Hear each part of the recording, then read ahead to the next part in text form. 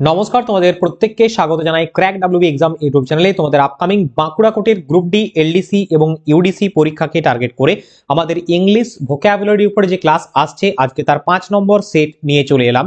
তোমরা জানো যে তোমাদের পরীক্ষাকে টার্গেট করে ইতিমধ্যে আমরা বাংলা ব্যাকরণের উপরে বেশ কিছু প্র্যাকটিস সেট করেছি, জিকে এর উপরে বেশ কিছু প্র্যাকটিস সেট করেছি, এছাড়াও আমরা সিরিজ লঞ্চ করেছি ইংলিশ ভোকাবের উপরে। তো অবশ্যই এই ক্লাসটি তোমাদের জন্য হেল্পফুল হবে। প্রত্যেকে প্রথম থেকে শেষ অবধি দেখবে। যারা আগেরগুলো দেখোনি তারা আগের ক্লাসগুলো অবশ্যই প্লেলিস্টে চেক আউট করে দেখে নেবে। ওকে, আর আমাদের টেলিগ্রাম গ্রুপ রয়েছে, সেখানে যুক্ত হয়ে যাবে, সমস্ত ক্লাসের আপডেট তুমি পেয়ে যাবে। চলো আমরা শুরু করি ক্লাস। প্রথম প্রশ্ন কি বলছে দেখো, synonym of elusive, clear, incomprehensible, difficult to find, obvious. So এখানে আমাকে ইলুসিভের সিনোনিম জানতে চেয়েছে। তো এখানে ইলুসিভ মানে কি আমাকে জানতে হবে। দেখো, ইলুসিভের অর্থ হচ্ছে অধরা, অর্থাৎ যেটা হচ্ছে difficult to catch, difficult to track down. Okay, KG. So এখানে আমাকে চারটে অপশন দিয়েছে। ক্লিয়ার মানে হচ্ছে পরিষ্কার বা স্বচ্ছ, ইনকম্প্রিহেন্সিবল, ইনকম্প্রিহেন্সিবল মানেও কিন্তু দুর্বোধ্য, ওকে, যেটা ইজিলি নট আন্ডারস্টুড, এবং ডিফিকাল্ট টু ফাইন্ড মানে যেটা বুঝতে অসুবিধা হয়, অর্থাৎ এটাও কিছুটা ঠিক বোঝাচ্ছে। এবং অবভিয়াস রয়েছে, অবভিয়াস এখানে রয়েছে লাস্টে, অবভিয়াস মানে সুস্পষ্ট এখানে, ঠিক আছে। তো এইগুলো তো হবে না, এগুলো সিনোনিম হয়ে যাচ্ছে। অবভিয়াস মানে এখানে অ্যান্টোনিম হয়ে যাচ্ছে, ক্লিয়ারও হবে না এখানে। ওকে, সো চারটে অপশনস এর মধ্যে right answer will be option C, difficult to find. Elusive means difficult to find, okay, difficult to catch, অধরা। সো রাইট অ্যান্সার হবে অপশন সি। দেখে নাও এখানে দেওয়া রয়েছে ইলুসিভ মানে অধরা। সিনোনিম এখানে বলছে cage, difficult to catch, difficult to track down. Obvious মানে সুস্পষ্ট, ক্লিয়ার মানে স্পষ্ট এখানে, আর ইনকম্প্রিহেন্সিবল মানে দুর্বোধ্য দেওয়া আছে। ওকে, চলো নেক্সট পরবর্তী কোয়েশ্চেনে আমরা যাব। Antonym of গ্রেগেরাস, সোসিয়েবল, Sai, outgoing, অ্যামিয়েবল। তো এখানে অ্যান্টোনিম জানতে চেয়েছে গ্রেগেরিয়াসের। তো সোসিয়েবল মানে কি, দেখো গ্রেগেরিয়াস মানে কি আমরা আগে প্রথমে জানবো। গ্রেগেরিয়াস মানে যারা দলবদ্ধভাবে থাকতে ভালোবাসে বা দলবদ্ধ বা দলপ্রিয়, এরকম একটা জিনিস। আচ্ছা, সোসিয়েবল মানে সামাজিক, বন্ধুত্বপূর্ণ, এরকম জিনিস। অ্যামিয়েবল মানেও কিন্তু এখানে যেটা রয়েছে মানে সোসিয়েবল এর সিমিলার হয়ে যাবে, বন্ধু ভাবাপন্ন বা সোসিয়েবল বা অ্যামিয়েবল সিমিলার ওয়ার্ড। ওকে, সাই মানে এখানে যারা লজ্জা পায়, ঠিক আছে, লাজুক প্রকৃতির, যারা মানে সামাজিকভাবে সহজে কি একসেপ্টেড মানে মিশতে পারে না যারা, এইরকম টাইপের মানুষ। আউটগোয়িং ইন নেচার বা আউটগোয়িং মানে তারাও বন্ধুত্বপূর্ণ, অর্থাৎ এই সোসিয়েবল, আউটগোয়িং, অ্যামিয়েবল তিনটাই কিন্তু সিমিলার ওয়ার্ড অর্থাৎ সিনোনিম হয়ে যাচ্ছে। বাট আমাকে চেয়েছে গ্রেগেরিয়াসের অ্যান্টোনিম। সো এই গ্রেগেরিয়াস সিমিলার ওয়ার্ড হয়ে যাচ্ছে এগুলোর। তো অ্যান্টোনিম হবে যারা সহজে মিশতে পারে না, option B, shy is the correct answer. Okay, লাজুক প্রকৃতি রাখি, being reserved or having or showing মানে nervousness or timidity in the company of other people, মানে অন্যান্য ব্যক্তিদের সাথে মিশতে যারা একটু লজ্জা ভাব করে। Okay, so option B is the right answer. দেখো, গ্রেগেরিয়াস মানে দলপ্রিয়, সোসিয়েবল মানে সামাজিক, অ্যামিয়েবল মানে বন্ধুত্বপূর্ণ, similar word one kind of. Okay, এবং আউটগোয়িং মানে বন্ধুত্বপূর্ণ এবং সামাজিকভাবে আত্মবিশ্বাসী যারা, সাই মানে লাজুক। So right answer will be option B is the correct answer. পরবর্তী question, one word substitution for a person who can talk fluently in more than one language, অর্থাৎ যারা ফ্লুয়েন্টলি একের বেশি ভাষা বলতে পারে তাদেরকে আমরা কি বলি সেই ব্যক্তিকে। অপশন এ রয়েছে পলিগ্লট, অপশন বি বলছে prodigy, option C linguist, option D হচ্ছে ফিলোসোফার। দেখো এখানে যদি অপশন ডি দেখি আমরা, ফিলোসোফার, ফিলোসোফার মানে দার্শনিক, লিঙ্গুইস্ট মানে হচ্ছে ভাষাবিদ, ভাষা নিয়ে যারা গবেষণা করে, প্রোডিজি, প্রোডিজি মানে হচ্ছে প্রকাণ্ডকায় জীব যা বা দৈত্য টাইপের ব্যক্তি। আচ্ছা, পলিগ্লট, পলিগ্লট মানে হচ্ছে যারা একের বেশি ভাষা বলতে পারে। So option A is the correct answer, option A হবে আমাদের সঠিক উত্তর।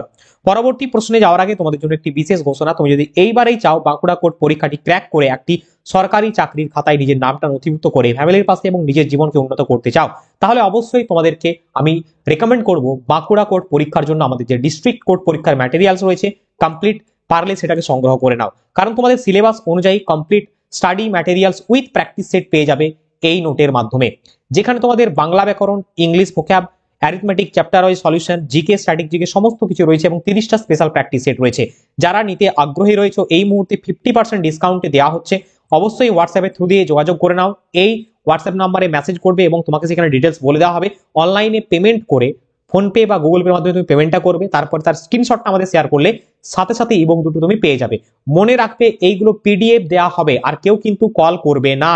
খুব ভালো করে শুনবে, এই নাম্বারটিতে হোয়াটসঅ্যাপ করবে, তাহলে কিন্তু সমস্ত ডিটেলস বলে দেওয়া হবে। ওকে, আশা করছি প্রত্যেকে বুঝে গিয়েছো, কারণ নিজের ভালোটা নিজেই বুঝতে হবে, নিজেকেই পড়তে হবে আলটিমেটলি, ঠিক আছে। আদারওয়াইজ তোমার ওই এন্টারটেইনিং হবে লাইফে, আর কিচ্ছু হবে না। অবশ্যই প্রত্যেককে ক্লাসটি দেখার পরে পারলে সংগ্রহ করে নাও। চলো নেক্সট পরবর্তী প্রশ্ন আমরা দেখে নিই।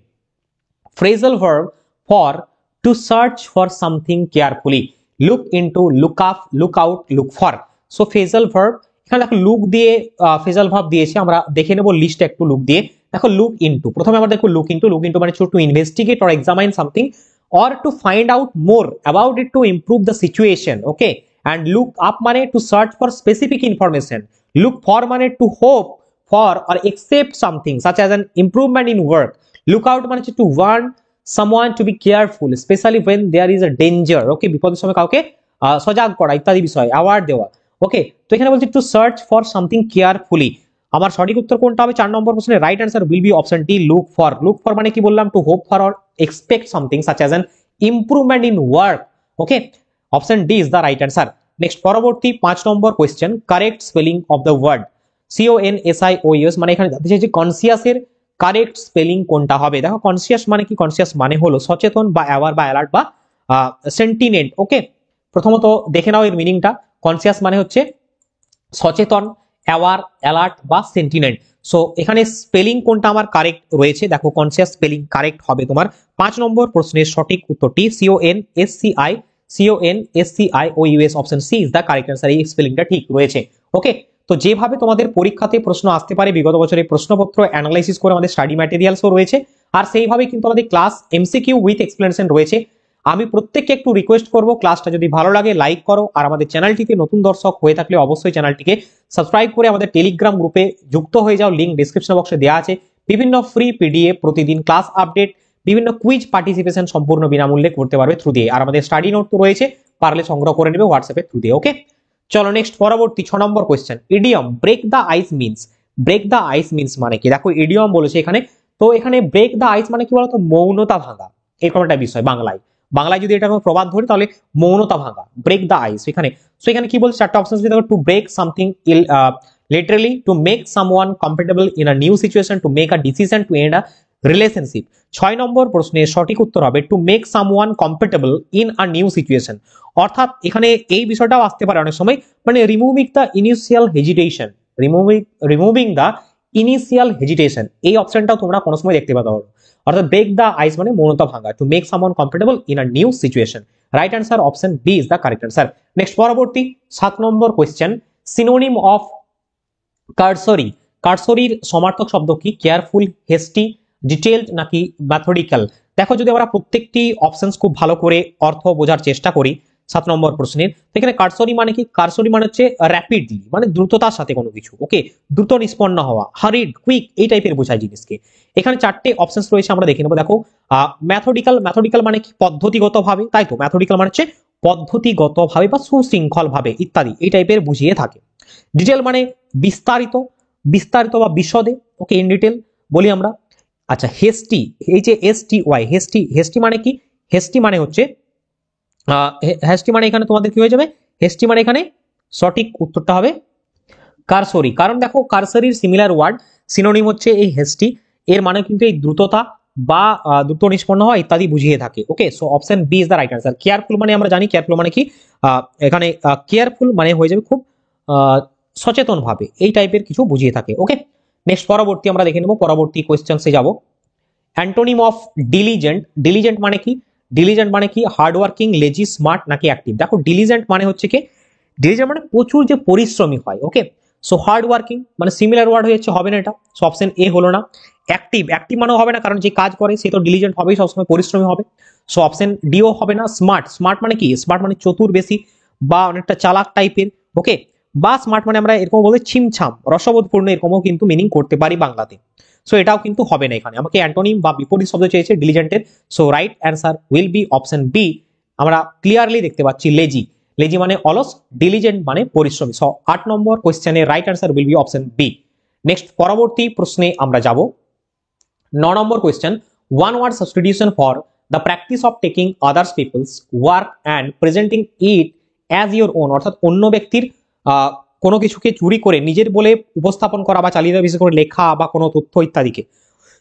তো এটা ওয়ান ওয়ার্ড সাবস্টিটিউশন কি হবে? প্ল্যাগারিজম, অ্যানোনিমিটি, মিস রিপ্রেজেন্টেশন নাকি লার্সেনি?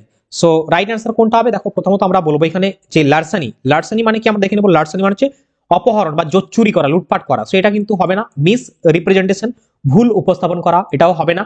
অ্যানোনিমিটি মানে হচ্ছে এখানে বেনামি, সো এটাও হবে না। প্ল্যাগারিজম মানে হচ্ছে তথ্য চুরি বা চুরি করা, বিশেষ করে ইন রিসার্চ ওয়ার্ক, যখন কেউ অন্য কারোর ওয়ার্ককে নিজের বলে চালিয়ে দেয় তখন তাকে আমরা প্ল্যাগারিজম বলি। So option A is the correct answer.